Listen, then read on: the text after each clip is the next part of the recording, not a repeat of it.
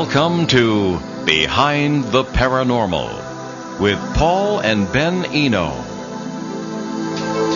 What are ghosts? Are they spirits of the dead, or much more? What does this existence tell us about ourselves? Well, hello, and welcome to the 184th edition of Behind the Paranormal with Paul and Ben Eno. I'm Paul, and those probing questions came from my son and partner in the paranormal, Ben. Kitty Crowley from Bellevue, Washington, correctly answered last week's contest question, quote, in 1821, what did stonemason David Virtue find embedded in a stone? The answer, a live lizard. In 1821, Tillich's Philosophical Magazine wrote how this David Virtue, who was a stonemason in Scotland, was working on a large chunk of rock that had come from about 22 feet below the surface when he, quote, found a lizard embedded in the stone. Unquote. The age of that would depend, I guess, what, Ben, on certain geochronological factors, I guess. We're probably talking a good 10,000 years at least, if not much more. Oh, yeah. So on to this week's question. In what U.S. state will you incur a $10,000 fine and 5 years in prison if you kill a Bigfoot? So if you can deal with that, call us locally at 401-766-1240 or nationally at 800-449-1240, or email us at eno@onworldwide.com. And if nobody gets the answer before the end of the show, drop a line to me at benatbeyondtheparanormal.com. And the winner will receive a copy of New England Ghosts by today's guest. David J. Pitkin is an author, paranormal investigator, and a retired teacher who has sought answers to mysteries throughout his life, an activity spurred by a bout with cancer in 1973. Fascinated by the workings of the unconscious mind and on the growing evidence for, quote, consciousness surviving body death, unquote, he has written 5 books of research ghost stories.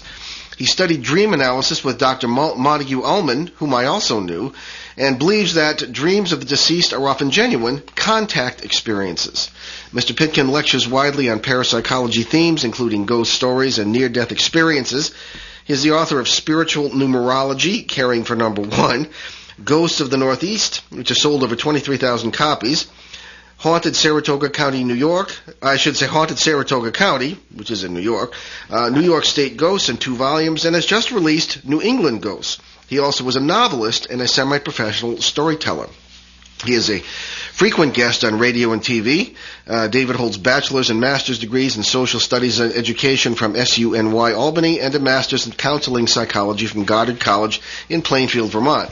He's even a credentialed Reiki master. This is his first appearance with us on Behind the Paranormal. His website, www.afterworld.info. And his motto, enlighten, don't frighten. I like that. All right, so David Pitkin, welcome to Behind the Paranormal.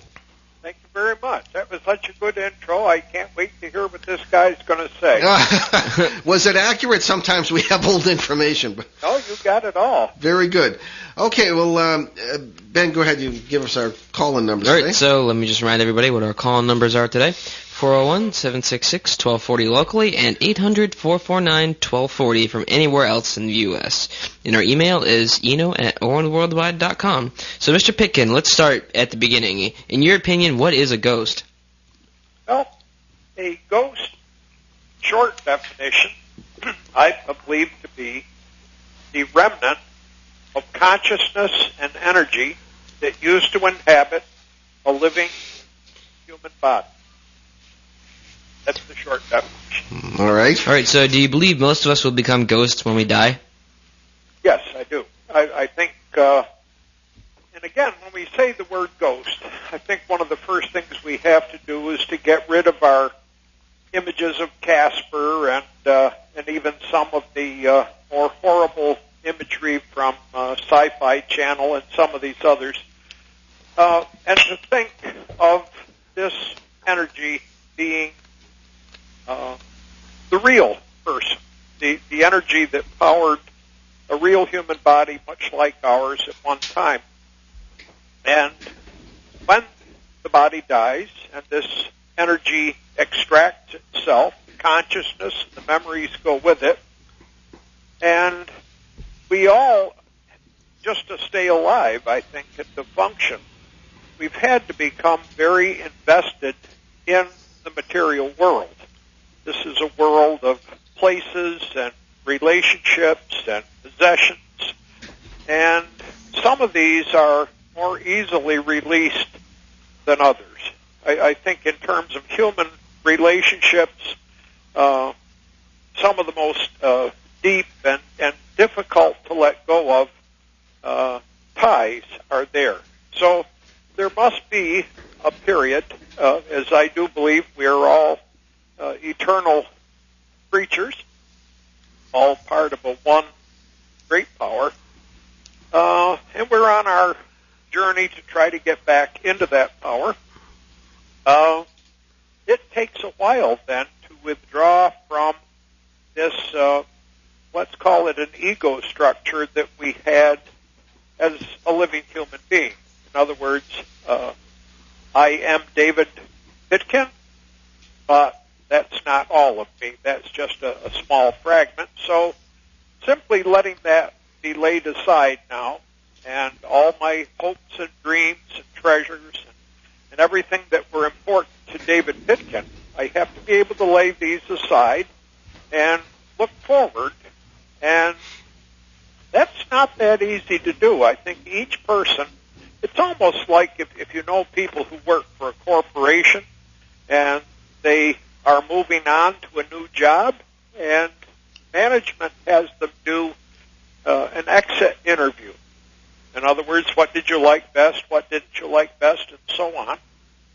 And from my many, many interviews with people who've had near-death experiences, it seems in order to help us let go, that we go through, perhaps in a flash, all the uses to which we put our energy over the course of that lifetime. In other words, we get to re-experience everything that occurred in our lifetime. We get to see ourselves and at the same time know our motivation for doing what we did. And I think one of the biggest things that the deceased person has to do is to forgive themselves, and in some instances to seek forgiveness from those that they've hurt. In other words, it's a very complex emotional energy period that we have to let go, because whoever we were in this life, it's only one of the many, many personalities that we will take on in order to learn our spiritual lessons. And I think some people can go through ghosthood perhaps in a matter of weeks or months, and there's others that are still trying after 100 years. Okay, before we get into the meat and potatoes here, how do you know all this? Well, I had a good religious upbringing. I also have been quite a student of metaphysics ever since, as you mentioned earlier. And when I was 30 years old, I contracted cancer, and the outlook wasn't good at the time. I was doing chemotherapy, and I was quite angry that here I was, 30 years old, my life was going to end, and I didn't even know who I was. I didn't even know what work I was supposed to be doing, and I didn't know how well I had done it. So I really got deeply into metaphysics. Over the course of 30 years, I was an active member of the Edgar Cayce study groups. I developed a number of talents, one of which was intuition, which I continue to work on. I did become as you said in the intro, I was a professional numerologist. I did readings for people for 25 years. And so a lot of things come to me intuitively, and that doesn't mean they're right. So I then have to check and see, in terms of the ancient mystery religions, in terms of the great teachings of all the world's religions, and then I have to take the phenomena of a ghost, and especially if it's an individual that I can identify, then I have to try to put them all together and see what is the truth. So, in other words, I have spent 42 years asking myself questions, asking learned people questions, and doing an awful lot of self-study. Okay. Let's take a breath here. Now, let me give you some background. We don't usually invite ghost researchers on this show unless they have something new and different to say, and that's rare, I'm afraid to say. We invited you because we think you're different in some important ways. For one thing, you're an excellent writer, and I've spent many years as a professional editor, so I guess that hopefully will mean something. New England Ghosts, the book is well written, it's well researched, and it's well worth reading. Most importantly, in my mind, you write with a deep and very rare humanity and compassion. I really respect that. It's all too rare in this subject. You consider the deeper questions about death and the afterlife that so many paranormal investigators don't even seem able to touch. And again, we really admire that. Okay, now, that was the pat on the back. Now here comes the slap. Okay. Now, we love you, David. You know that. Okay. Sure. But what I'm dying to know is how you and I, two geezers who have been researching this subject for 40 years or more in your case, can have come to such wildly different conclusions about what we're researching. And let me read a quote here from your book, from page 162. Again, outstanding book. Okay. So what we call the spirit, now you've said some of this already, but what we call the spirit or soul is likewise energy. When the body dies, only the energy remains alive. It seems to contain our consciousness and therefore our personality, which we formulated during what we call life. When people interact with ghosts, they are dealing with the essential conscious personality of the departed one. Okay. I have a real problem with that, and you are in the vast majority in looking at ghosts that way. And what I'd like to know, again, is how did we come to such wildly different conclusions? I don't know what your conclusions are. Okay, well, I'll just tell you briefly. I don't believe that we are full human beings without our bodies. Okay, now that comes from ancient, and I spent 10 years in the seminary, ancient Christian teaching, and this whole idea of the salvation of the soul, the immortality of the soul, is not a Christian doctrine. It crept in from Zoroastrianism. Now, maybe it's correct, but I've never seen any examples of that at all. When I started out, David, it was in northeast Connecticut in the town of Pomfret with my first case. There were 6 seminary students. And my theory was that ghosts may be souls in purgatory. Okay? Well, I don't disagree with that. Oh, yeah, well, I did. Well, at the time. Okay. But when I began to interact with ghosts, I came to the very quick conclusion within those first few years in the early 70s that they're not dead at all. As a matter of fact, the physicality of many of the phenomena that I encountered, for example, touching entities and feeling bone structure and things of this kind, indicated to me that, in my opinion, we're dealing far more with parallel physical worlds than we are with any kind of spiritual world or spirit world as such. Many different worlds of various kinds of physicality. Physicists who believe in this will say, well, these are worlds with perhaps very different laws of physics.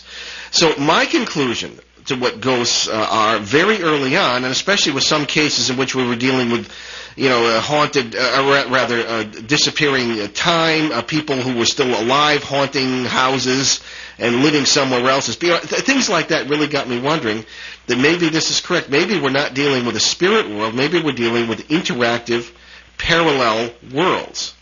And that has really, at least for me and now Ben and me, proved out in dazzling ways, dealing not only with human quote-unquote ghosts, but also in UFO research and things of this, which we're just getting. So I'm wondering why the spiritualist approach seemed to work for you and not for me. Well, I think a lot of it is what questions we've asked ourselves. I think it was important for me. In the beginning, you say you were in a seminary, and I was raised Roman Catholic. Yeah, as was I. Real hard to integrate the theology of the Catholic Church, and I was an American history teacher, but one year in 1968, I got pushed into teaching a new course in the New York State Social Studies curriculum, which was called African and Asian Culture Studies. And this meant that I, like most ignorant Americans, had to get going on studying the major religions of Africa and Asia just so that I could be, a good teacher of these to my students. So I have studied all these religions, and I have found some truth in all of them. And so we have that. I have not yet written New England Ghosts, my 8th book. I've not yet written specifically about parallel universes or alternate realities, although I'm sure you're right that these are involved in explaining why ghosts are here one day and they might not be here for another year. Mm-hmm. David, I'm afraid we're going to take a commercial break right now, but we'll be right back with the Duel of the Idealists here on Behind the Paranormal with Paul and Benino on WON 1240 AM. Stay with us.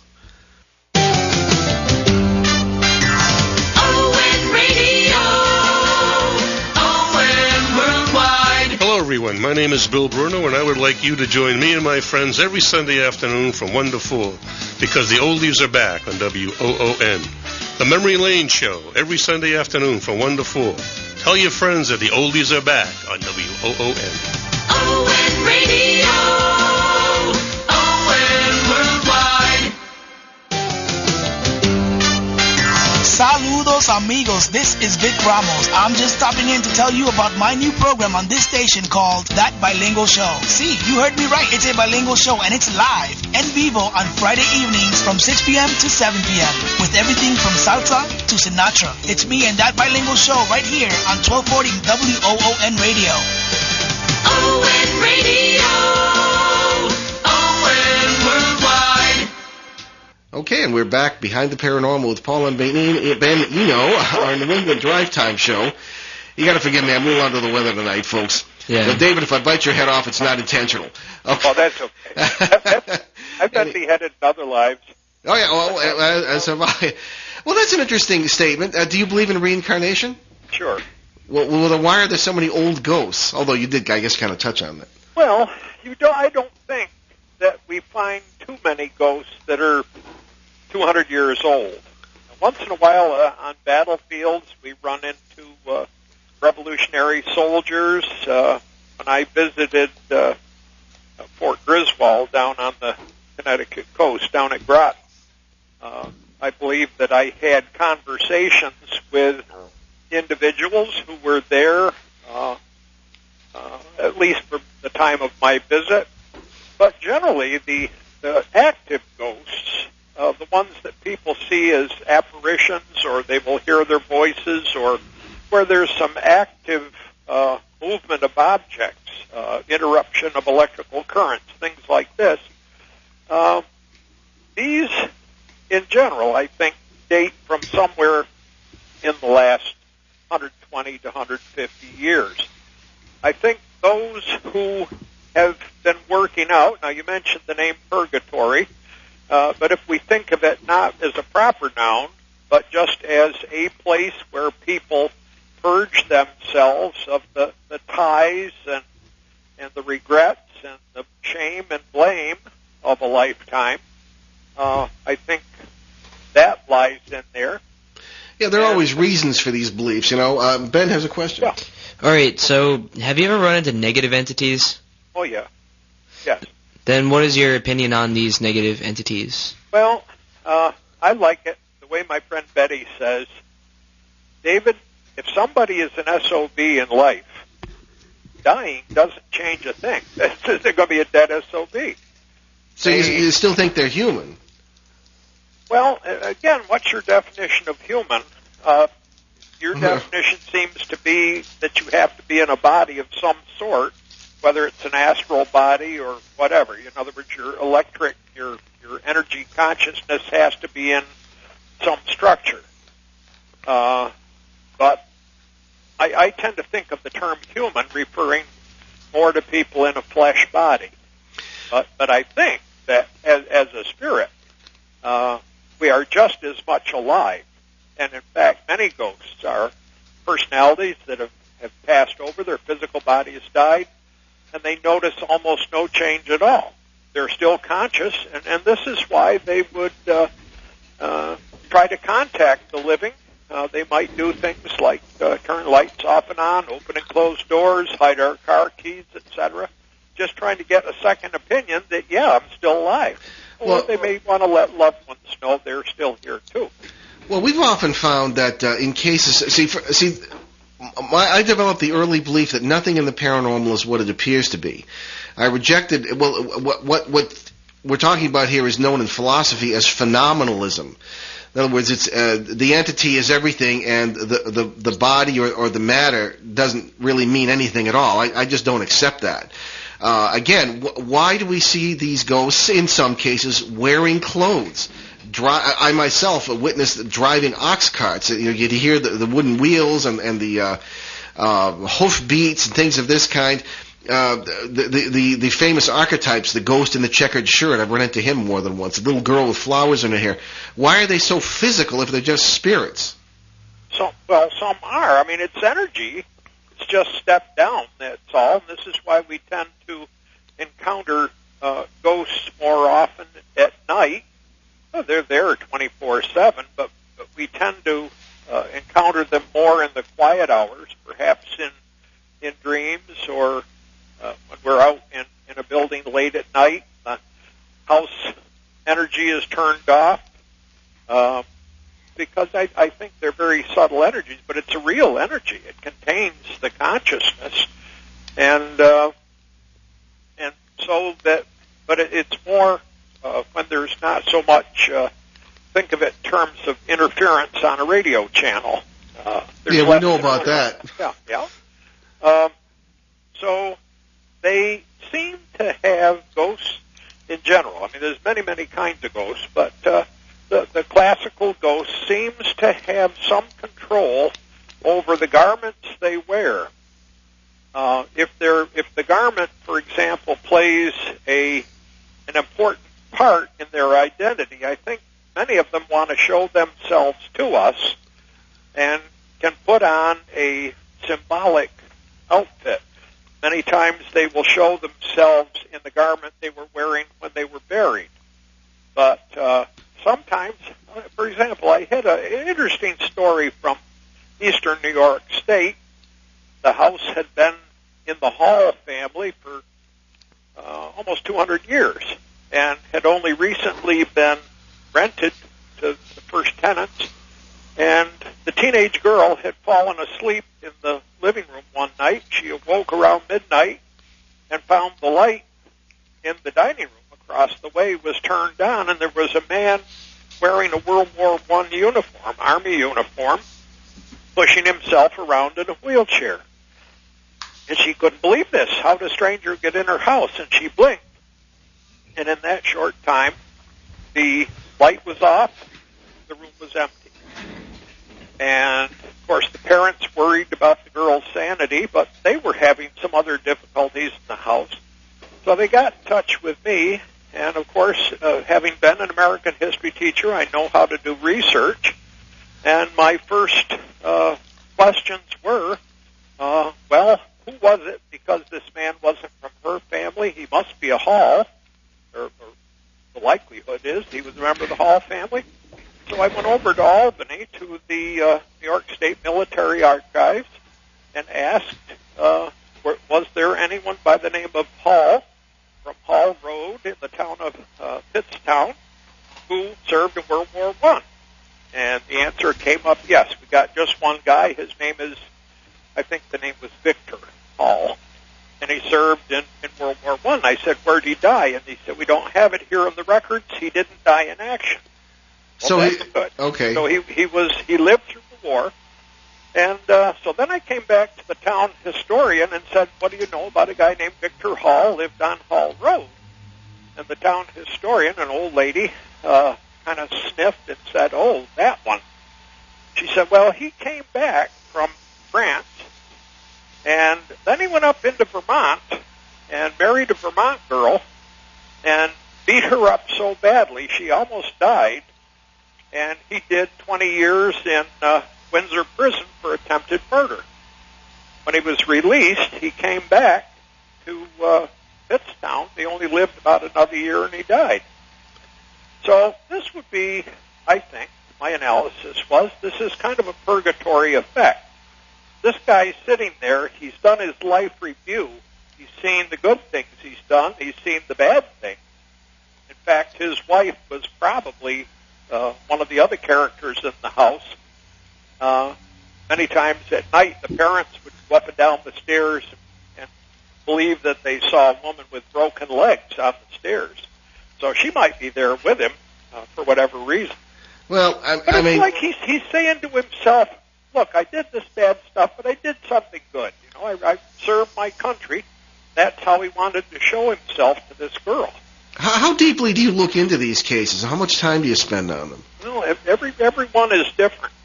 Once in a while, you'll get a story from someone who has lived in a house and has since moved out.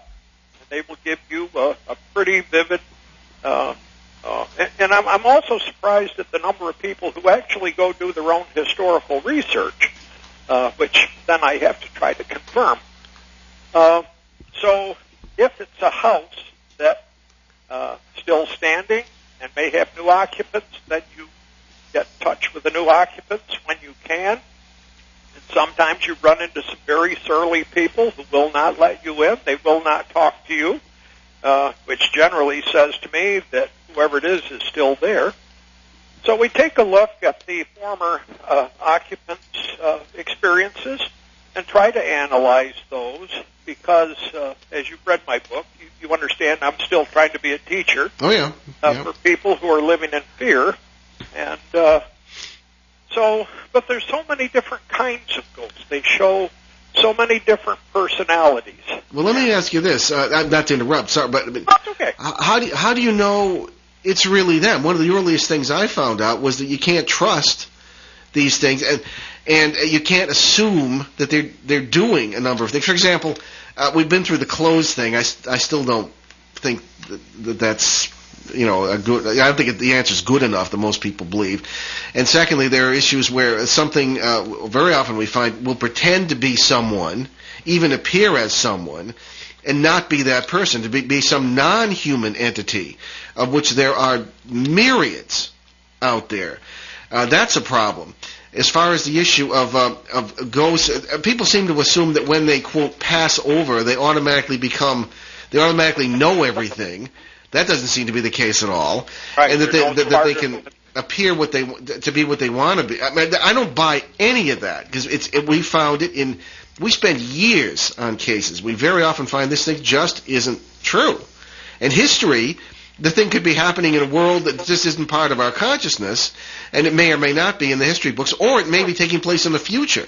So, I mean, I think there are all sorts of questions here that a lot of researchers are not considering. Yes, there are, and you're certainly familiar with the term trickster. Oh, yes. Yep. And I try know him personally.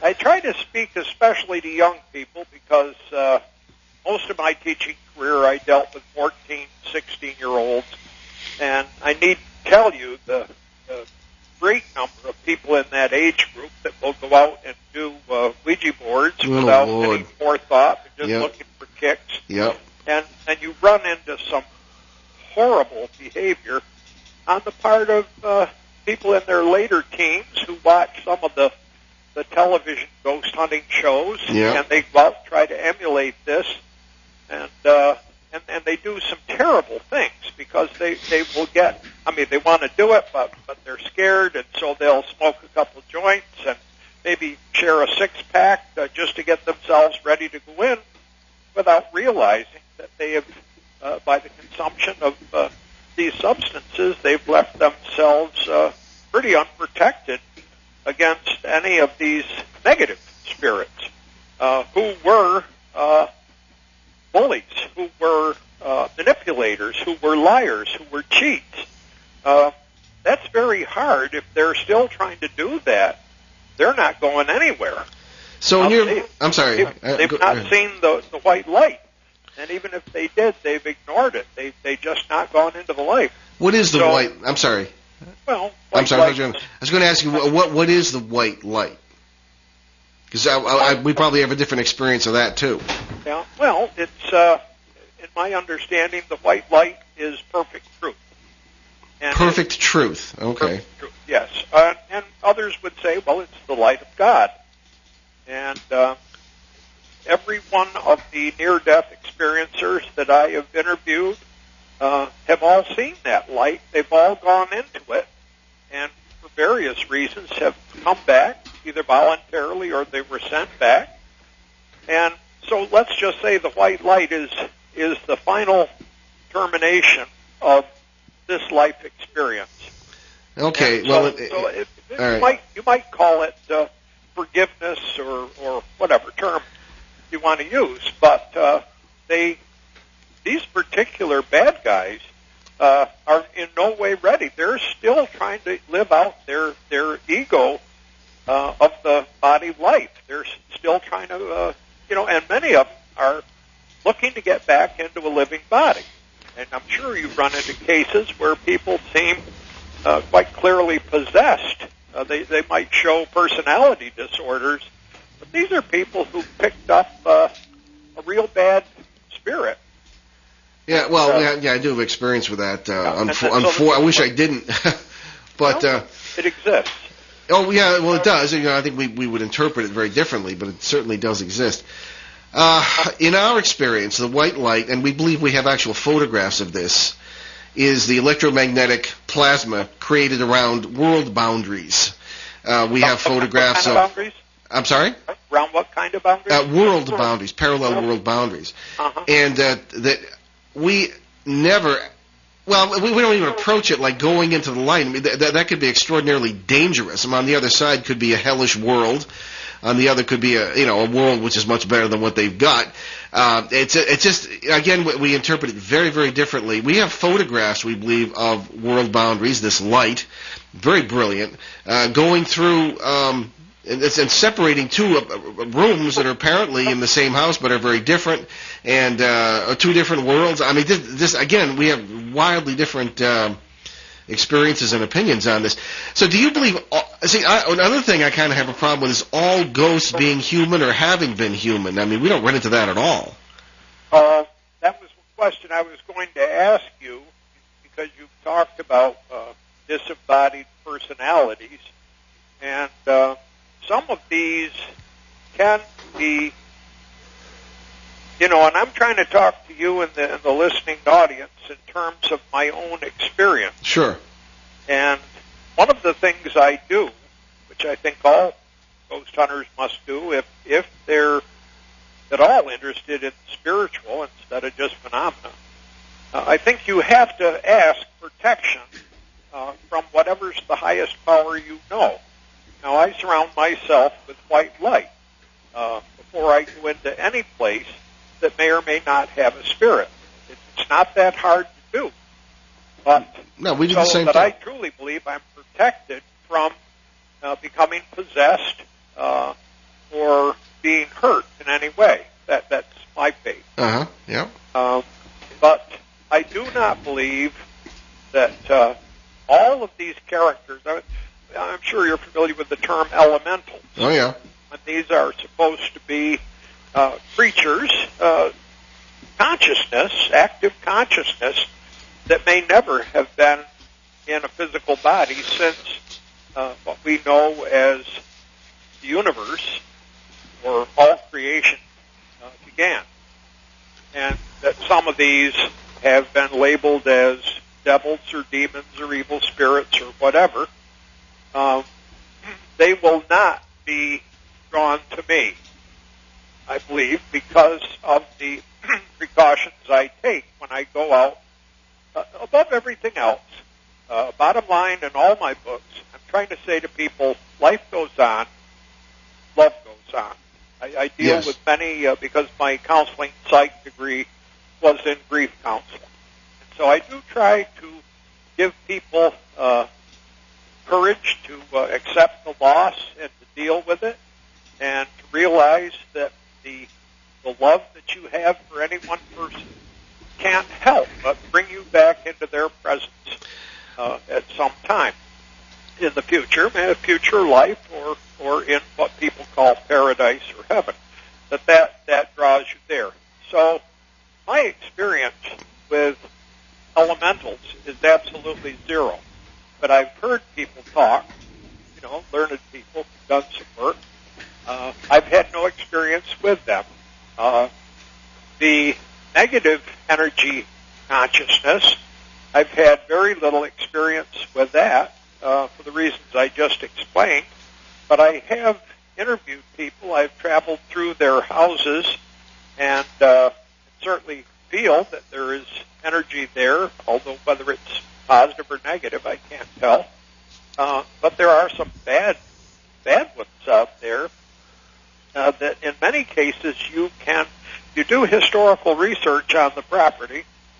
You can turn up who used to live there and what the issues in their lives were. And they didn't resolve them, so they can't move on. They're still trying to get in a human body again, or still trying to push people around, or lie and cheat, or manipulate. I mean, all these human vices, they're still trying to do that. And once in a while, you can determine who it is that's still hanging around, and this helps. If you call in an exorcist or a shaman, they will be able to zero in on who it is and what their problem is when they throw them out. Okay. Well, we don't agree on much about the process, but the ultimate lesson we certainly agree on, and that's that life goes on and love goes on. Love really is the key, we find, especially in dealing with families who have negative experiences. So, Ben, did you have any further questions? I do not. Okay. Well, I have another thing I'd like to toss in, if I may. Yeah, please. And this is a concept I've been working on for probably a dozen years, trying to reason it out, and certainly asking to encounter teachers or information or experiences that will reveal some more to me. But all in all, so-called good spirits, bad spirits, elementals, the whole thing, I do believe in the words of the first commandment, all we could know is one. That I do believe that we are a part of that great power that created everything so long ago in terms of time. And so that as we come closer to being like that consciousness, that great creator, the better our life becomes. It's for this reason that I've remained a Christian. I've gone a bit outside of the bounds of the Catholic Church. I'm a deeply committed Christian. I do believe that that Jesus was the light of heaven who came down and lived among human beings, just to show it could be done. And there's many have walked his path, but I'm not an evangelist. I don't go around and berate people for their beliefs, because I believe that when you're ready for truth, it comes to you. But I think we're all part of that one big power, even the bad guys. Sooner or later, I think they have to let go, and that they will be brought into the oneness. That was an ancient controversy in the early church, that in the Eastern Church really was never quite resolved, that in the end, everyone would be saved. Yes. And in the Western Church, they didn't really like that idea, but I'm kind of partial to it myself. Yeah. Well, there's only one thing. And if a person stands there and is chopping off their toes one by one, that's sheer insanity. By the time you get down to 6, I think maybe you lose your stability and have to cash in your chips. And I think that's the way it is with souls, that you can live a life saying, I'm different from all these people, I'm not like them, there is no God. You can deny everything if you wish, but you're still a part of that power, and you're still capable of learning. And I think you choose lifetimes that will be growth experiences for you in succession. And yet, Paul, it's all going on at once. Yeah. All right. That's what Einstein said. It's all going on. It's just our attention. It's our consciousness that shifts from reality to reality, and eventually we discard the realities that are not true. In the end, you can only come out with son of a gun. Here it is. Right. Well, David, tell us about your website and where people can get your books. Well, I created a website called afterworld.info. I think that speaks for itself. People interested in what books I've written, and you listed them nicely, they can go to the website. I have a tab you can push on ghost books and read a synopsis of the books and who has said what about them.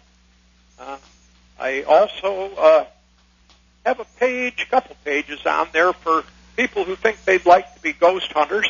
Have a lot of, because I'm an old man now, Paul. Have you got your curmudgeon's license? Oh, yes, I had it some time ago, as you can probably tell. Yeah, well, you just sit there and mumble and grumble, see? And so I'd like to be that kind of teacher for the young and just say, if you're going to do this, here's what you should know in advance. Then I also have a ghost story of the month. My writing has pretty much been around the Northeast U.S. and Canada, but I've collected stories from all over the world, so I keep them in a file. And every month I put up a new story. I have a nice one from Ohio on there this month. And then around the 1st of November, I'll change that. I promised a person I'd put on a Pennsylvania story next month. And then 2 months back, I had a nice one from the country of Belize down in Central America. Mm-hmm. And so I do try to still be a teacher for people. And I tell, in the homepage, I begin telling people what I think I've learned in 42 years since my first ghost experience, and which actually was auditory. It was actually hearing someone walking on a hayloft floor, which wasn't there anymore. And we did a little research and found out that 30 years before, a young man had gone up there, and that actually was his last walk replaying itself because he hanged himself in the hayloft, and now it's gone, but he's still walking on a floor that's real to him. Well, unable to forgive himself. Well, I might have a different opinion. The thing, your book is full of wonderful examples of multiverse activity, in my opinion. Sure. But I don't doubt that, but I know who my readers are, and that's a quantum jump. I think for the average reader that I run into, they're just trying to get it straight in terms of what they perceive as reality. And I think if I try to do the whole cosmic story in the first place, I don't know it. Yeah. It's revealed to me, but I have set a limited role for myself.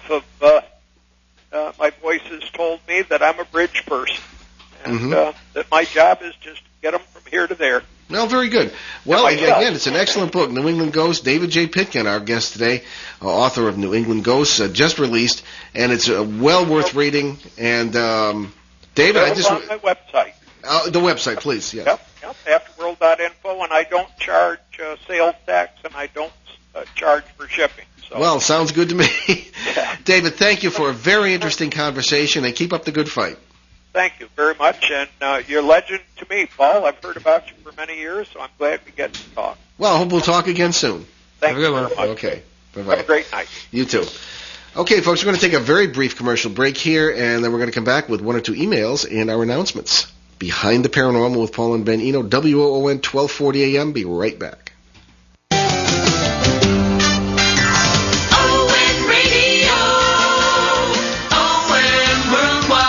Hi, this is Romeo Berthium inviting you to join me every Saturday morning from 6 to 9 for The Saturday Show.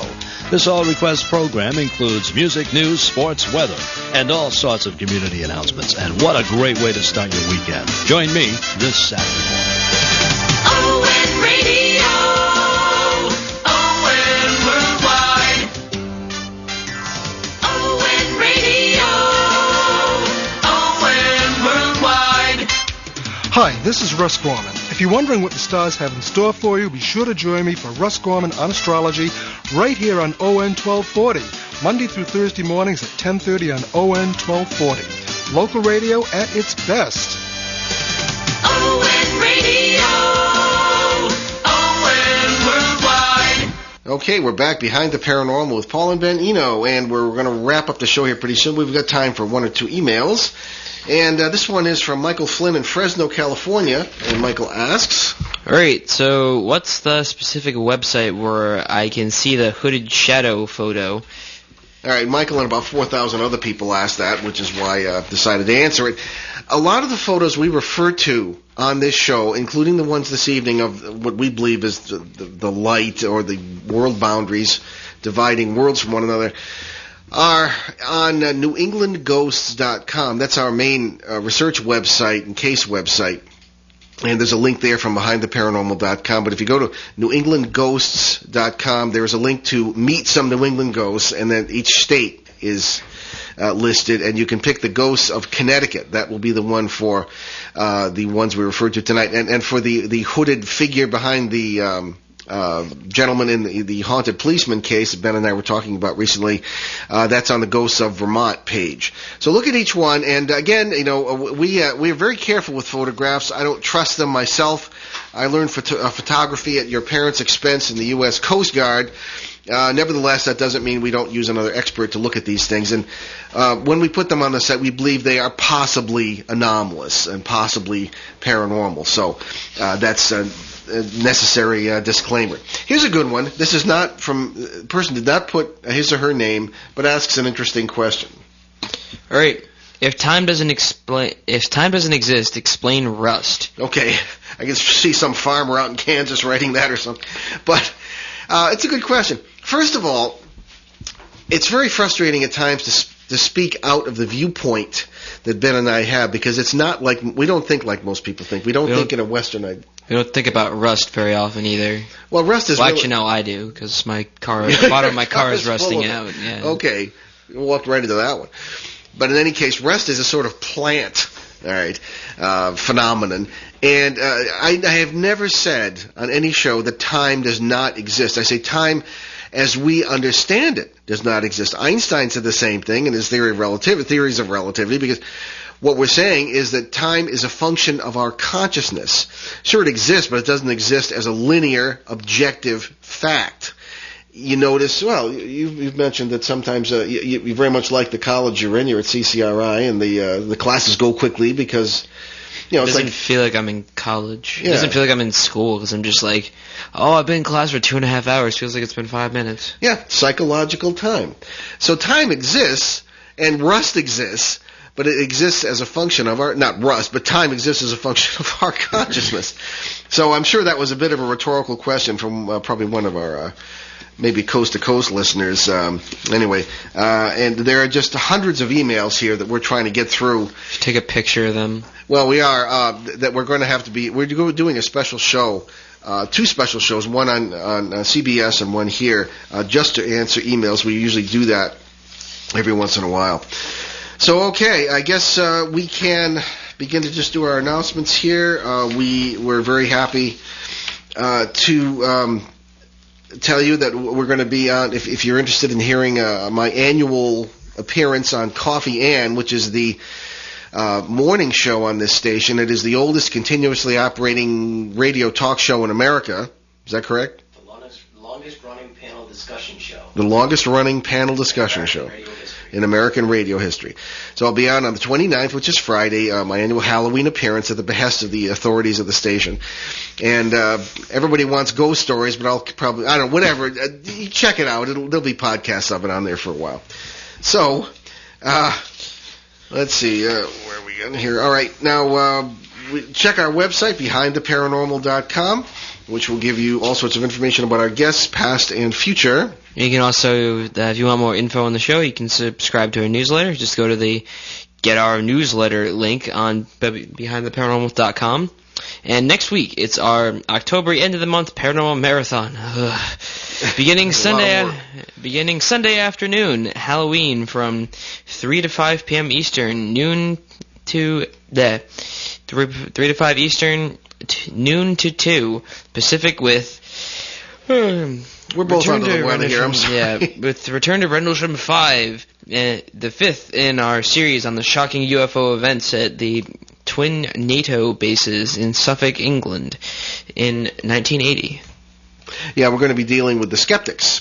And no skeptics would come on the show. We find that very interesting. So we will have our panel headed by Bill Burns of UFO Hunters, and also we'll have several witnesses. So. Yes, so then at 7 p.m. Eastern, 4 Pacific, it will be our regular Sunday show on CBS New Sky Radio and www.newskyradio.com. My dad and I will take an hour to look at Behind Halloween, interpreting some of the best-known ghost stories in terms of the multiverse theory. Yeah, we never did that before. People have been asking. Yes. So again, check our show website, BehindTheParanormal.com, and local radio schedules for cities where CBS carries us, and also in the Internet sites where you can get us, also ParaX.com. We're all over the Internet. And many thanks to our sainted producer, Craig Pelletier, and we'll see you next Monday, November 1st, right here on WOON 1240 AM and ONWorldwide.com in New England's beautiful Blackstone River Valley for our next Drive Time edition, as we'll have an open line show, as I mentioned, which will deal with a lot of these emails that some of which are rather long that we get after every broadcast, and especially after every Coast to Coast broadcast. Don't you just love going on Coast to Coast?